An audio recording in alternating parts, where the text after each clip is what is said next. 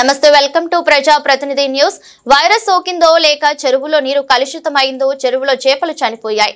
కోళ్లకు bird flu సోకి చనిపోవడం, చికెన్ షాపులు మూతపడడంతో మాంసాహారం తినడానికి అలవాటు పడిన ప్రజలు కనీసం చేపలైనా తిందామనుకుని కొంటారని గ్రహించిన అక్రమార్కులు వైరస్ సోకి చనిపోయిన చేపలను మార్కెట్లో అమ్ముతూ సొమ్ము చేసుకుంటున్నారు.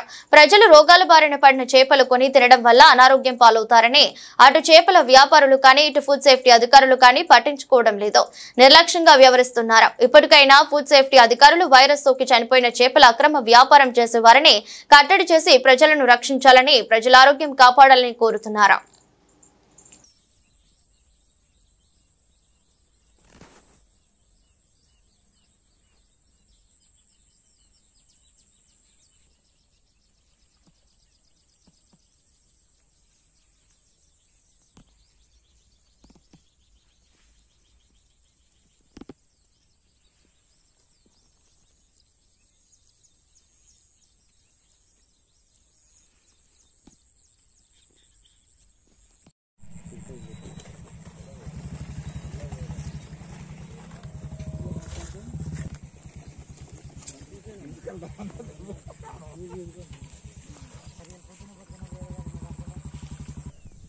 ముసలాన్ని ఎక్కిపోయినరా ముసలాన్ని మీద ఆడాను పోయే పోటీ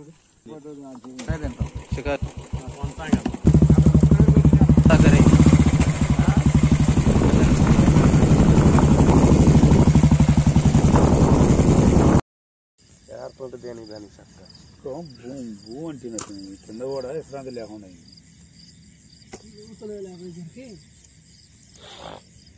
దిగ్గలలో మట్టి పట్టింది అంతేగాని చేపట్టలేము.